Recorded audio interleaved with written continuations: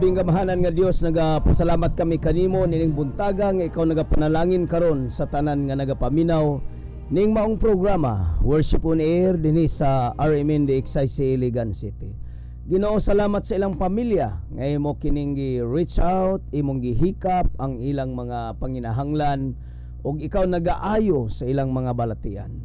Nining oras sa Ginoo, mong giampo Ginoong Dios nga ikaw magapanalangin ni maong programa sulod sa 15 ka minutos paghatod sa maing balita ngadto sa matag usa o diha sa matag usa ka panimalay. Daghang salamat pinagi sa pangalan ni Kristo Jesus among Ginoong manluluwas. Amen o amen. Praise God. Mayong buntag sa itong mga kaigsunan nga nagapaminaw kanato karon nining buntaga. Ako nalipay nga nagapamatuod ang uban nga nagapaminaw sila ni maong programa gikan sa Bohol, sa Siquijor, sa Negros og bisan na sa Cebu, diha sa Santander, Bulhoon ug Talisay. Kusog ang atong program, ang signal sa DXIC dihang dapita mga igsoon. Ug diri sa Mindanao may buntag sa atong mga kaigsunan nga nagapaminaw og ako nagatuog nagampo nga niining tuig 2015 magmalampuson ang imong kinabuhi o makabot nimo ang imong gipangandoy o gipangayo sa atubangan sa atong Ginoo. Praise God. Og nining buntaga mga kaigsunan, nagapasalamat kita sa success sa All the World Outreach Church Conference, Leadership Conference dito sa MKMI compound sa Usami City. No, ni adtong January 6 to 8, no, tulo ka adlaw. And then 9 na January 9 nagauli na midri sa Iligan. Nga successful kayo ang maong konferensya o nadasig ang kadaghanan mga kaigsunan, no. Gitawag kini og starter, no, sa tuig 2015 dunay ignition, gitawag ba nga makalayo, no, ang ato ang kadasig ug kalipay para sa pagpadayon sa 2015. Gitambungan kini sa kanilain nga mga churches, mga pastors o church leaders dito sa Usami City. So ang pangulo niini mao si Pastor Mike Kies, Apostle Mike Kies nga gikan sa Oklahoma, no, sa USA. Og siya mooy pangulo niini.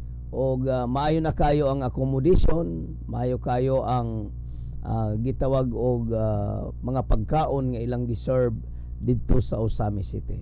So mayong buntag di ay, no, sa tanan nga nakadungog kanako nga nagtambong sa Usami City. Og karon mga kaigsunan, padayon kita sa pagpasalamat sa mga kaigsunan nga nagapadayon sila sa pagsuporta sa atong feeding program, no, nga gidala nato sa mga kabataan. Og unya ang tanan nga nag-sponsors sa mga estudyante nato para sa community transformation. Mo kini ang ato ang gidagan mga kaigsunan nga community transformation.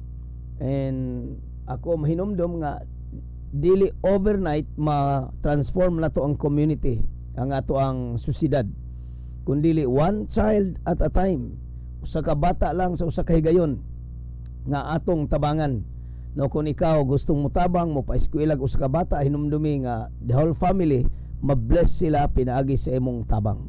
So salamat kayo sa inyo ang mga pagpadala og tabang alang sa buluhaton sa Ginoo para sa transformation sa community. Nagpa-eskwela kitag mga bata mga kaigsunan og duna kitay gikan sa 14 ang college mga igsoon, karon 8 na lang. 8 tungod kay counterpart raman ning atua, dili man gyud whole gitawag og scholarship nga tanan gyud bayaran. Na ay bayaran ang ginikanan, kadaghanan di pagid sila maka contribute sa ilahang gitawag og counterpart. So alang kanimo nga naminaw karon, blessed by God, praise the Lord. 2015 maghimo ta og ligasiya para sa atong mga kaigsuunan, no, mga butang nga makapahinumdom para sa kausaban sa community, no. Magpa-eskwela tag mga bata, usa ka pamilya, bisag usa ka tawo, usa ka negosyante mo ang kunong usa ka bata, dako na kayo na mga kaigsunan og punto, dako na kayo kana og kahimuan. Gani sa Santiago, daghan daghan ang naga kuan kanato, kining gitawag nga nagasulti nga sila sponsor na ni kuan ng mga kagawad, sama ni Attorney Berkimco, doon na siya napulo mga kaigsunan nga gitabangan natong first grading and second grading, og nagpasalamat kita sa iyang tabang, og doon na po dili magpaila siyang pangalan, unom kabuk ang iyang gitabangan sa high school, og matud pa niya hangtod sila mong graduate, siya nay mobayad sa ilang gitawag og tuition fees, o say tawag niini tuition fees, sinakan o saba, siya nay mobayad. Muna nga magpasalamat kita nga ang Dios, mga kaigsunan, nagapabilin nga mo sa gihapon, kagahapon ug karon sa walay katapusan, sa diha nga kita mutabang ngadto kanila. Nagingon ang Biblia, humatag ka og ikaw pagatagaan, dinasok tinantan, mag-aawas nga panalangin, ibutang diha sa imong sabakan. So kini nga saad sa Ginoo sa Lucas 6:38, matuman kini kanato nga ang panalangin moabot sa atong negosyo, sa atong mga kabataan, sa atong pamilya, sa atong kinabuhi nga personal, moabot ka na nga panalangin higalag igsoon. So mo ka na nga atong kalipay nga ang panalangin mudagayday, mulatay ba, may mutang channel of God's blessings nga moabot kini sa daghan nga mga tao.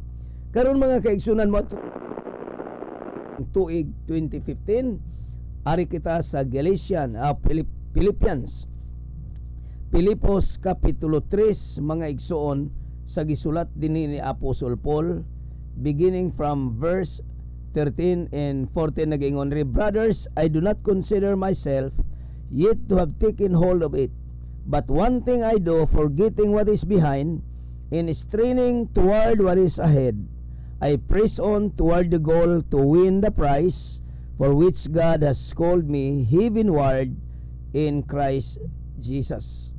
Now, niining buntag, akong tema or topic mga igsunan is moving forward.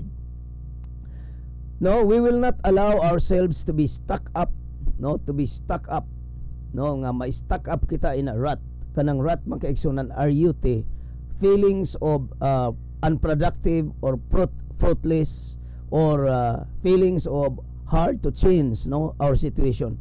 Kanang usa ka pagbati nga moingon kita, maura gihapon nagikoy mahimo niini, wala nagkoy lain nga wala na laing makatabang kanako niini. So na-stuck up lugar ta ni ana mga kaigsunan, mo ni gitawag og rat, mga dunot nga mga pagbati mga kaigsunan nga dili makatabang para sa kausaban sa atong community. So bisan pa og mga negative na kay nga atong nakita, bisan pa og negative na nga atong feelings, pero kinahanglan atong mahinumduman nga doon na kita'y buhing paglaom sa atong Ginoo. Praise the Lord. Ang Galatians 3:13-14 nagaingon diha nga, we are redeemed from the curse of the law. Gilukat kita gikan sa tunglo sa kasuguan. So kining paglukat ni Kristo kanato, matud pa niya sa verse 14, aron ang panalangin ngayong gisaad ni Abraham maanhi dinhi kanato. So mga igsoon mo kana nga ang bot ipasabot nining the whole redemptive works of Jesus, nagpasabot kini nga we will move forward. We must, kinahanglan nga move forward kita, nga mupadayon kita sa unahan, nga dili kita may stuck up, kay gilukat na ta ni Kristo gikan sa tunglo. Kanang tunglo, tanang dagway sa dimalas nga nagbabag sa atong kinabuhi, gikuha na sa atong Ginoong Hesukristo. So nagtuo kita nga ang 2015 magkaigsunan, usa ka fruitful year, usa ka harvest year for us, nga makadawat kita sa harvest nining tuiga. In positively mga igsoon, I believe, praise the Lord, blessing after blessings makasinati kita ni ana mga igsoon nining 2015. Unsa bay atong gi-expect sa 2015? Ako nag-expect ako makaigsunan og daghang mga butang himuon sa Dios atong kinabuhi. Praise the Lord. Salamat sa Ginoo. Now, unsa ning mga tunglo sa kinabuhi mga kaigsunan? Tanang klases di malas o mga balatian og tanan nga mga problema kana part sa tunglo mga kaigsunan. Pero unsa may giingon sa Roma 5:12, giingon diya nga ang sala ni sulod tungod sa usa ka tawo nga mao si Adan, ug unya ang kamatayon ni abot sa tanang mga tawo. So kana makaigsoon gitawag tungod sa sala, tungod sa kapakyasan sa atong representative nga mao si Adan, no, siya may nagrepresent kanato kaniadto. So tungod sa iyang kapakyasan na nahulog hinuon siya mga igsoon, hallelujah, ang iyang kinabuhi nahulog sa sala. Pero unsa may giingon rin sa Bible pod sa bersikulo 17, tungod sa usa ka tawo, tungod sa usa nga mao si Kristo Jesus, kita nakadawat sa gasa sa pagkamatarong. Mo kini mga kaigsunan ang dakong gasa nga gihatag kanato sa Dios bilang pinaskuhan, no? Bilang pinaskuhan mga kaigsunan. Diha sa Palao ato ang representative mga kaigsunan, no? Si nga ato ang kuan nagalinya tong mga tao nga expect sila nga mudawat silang mga gasa niadtong Pasko. Ug dalaygon kana nga mga buhat nga naga-distribute kita og mga gasa, nagapanghatag kita og mga gasa ngadto sa atong isig ka tawo. Praise the Lord. O gani sa simbahan nagapanghatag pud ta og gasa. Gani sa atong mga panimalay nagapanghatag kitag mga gasa. Pero mga kaigsunan mo ni, unsa man ang pinakadako nga gasa nga atong madawat gikan sa Dios, mao kanang gitawag og pagkamatarong. Pagkamatarong sa Dios, gasa ni sa Ginoo, dili ni tungod sa atong binuhatan, tungod kay maayo kita kay mo ampo, may kita mo basag Biblia, maayo kita nagasimba nga nahimo kitang matarong. Dili kana mga kaigsunan ang pagkamatarong gasa. So let us understand that righteousness is a gift from God. Usa kana ka gasa gikan sa Dios, ug kana atong dawaton, ug mo na hinungdan nga makalakaw kita sa dalan nga straight because of the righteousness of God, the imputed righteousness of God nga gibutang dinhi sa sulod kanato. Naun sa atong buhaton para maka move forward kita mga igsoon. Number 1, overcome life easily be distracted. Atong dag-on, atong i-overcome ang kinabuhi nga dali ra kayo ma-distract. So bali walay focus sa iyang kinabuhi. Ang uban mingon, Christ is not enough. Matupanlaw si Kristo Daud, dili lang na siya lang ang atong gikinahanglan. Mga igsoon, ako musulti kanimo that Christ is more than enough. Si Kristo ma-provide. Mingon sa Apostle Paul, I can do all things through Christ. Mahimo ko ang tanang butang pinaki kang Kristo. Nagaingon ang Philippians 4:19, but my God shall supply all my needs according to His riches in glory by Christ. So mga kaigsunan, all my needs matagbo pinagisab ni Kristo mga kaigsunan. So let us overcome life easily, be distracted. Dili kita ma-distract pagdayon mga kaigsunan nining kalibutana. Sunod is remain teachable. Magpabilin kita nga matudluan mga igsoon. Then ikatulo, don't get stuck in the past. Kinahanglan nga dili kita ma-stuck sa nangagi sa atong kinabuhi. And praise the Lord sa atong mga leaders sa Iligan City nga padayon kita sa taguyod kining gitawag og pagpaangat sa atong syudad, nga daghang mga investors nga moanhi nga ang atong syudad magpadayon kini sa paglambo mga kaigsunan. So mo kana nga atong mga pagampo nga atong iampo sa 2015 ngang Iligan City, praise the Lord, magpadayon ang paglambo, magpadayon ang kalinaw, magpadayon usab ang panalangin sa Ginoo sa pagbubo ning maong syudad mga igsoon. So salamat sa Dios nga kita dili kita ma-stuck kundi magpadayon nga magpadayon og daghang mga trabaho nga to be continued mga kaigsunan. So sa atong mga pamilya atong ipadayon, dili kita ma-stuck mga kaigsunan sa mga pangitabo sa atong kinabuhi.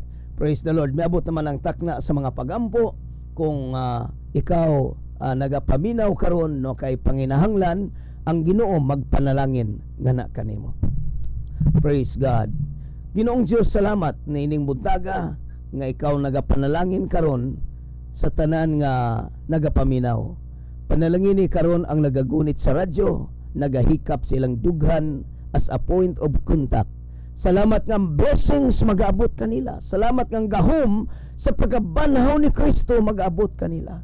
Salamat Ginoong Dios sa milagro nga among madawat nining 2015. Nga mahimo kaming mabungahon ug dili kami ma-stuck Ginoong Dios. Hallelujah, sa dulot nga mga pagbati sa among kinabuhi. Apan makagawas kami, maka-overcome kami. Salamat sa imong grasya nga nagahatag kanamo og dugang kusog sa pagpadayon sa 2015. Salamat sa harvest niining tuiga. Salamat sa mga fruits niining tuiga. Among ma-enjoy ug madawat kini sa pangalan ni Kristo Jesus, among Ginoong manluluwas. Amen ug amen. Praise God. Higala igsoon ining buntaga. Ako nagtuo nga gipanalangin ka sa Dios.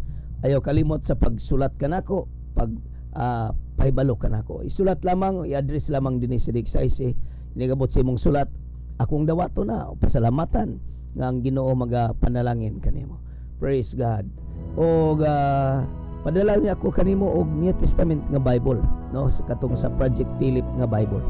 Daghang salamat sa imong pagpaminaw. Kini si Pastor Rudy, magaingon nga ang Dios magpanalangin kanimo. Ang among tigumanan ni Galag Igsoon naa sa kadtong Pag-ibig Office og PhilHealth sa Tubod Highway, Iligan City. At bang kini magkaigsunan sa Price Plaza kaniadto karon Robinson naman na. Busa nata diha. No 9 o'clock magsuod karon buntag, nata diha sa Throne of Grace Global Fellowship. Daghang salamat. Ang Dios magpanalangin kanimo ug ako moingon nga God bless you all. Bye-bye. Give thanks because He's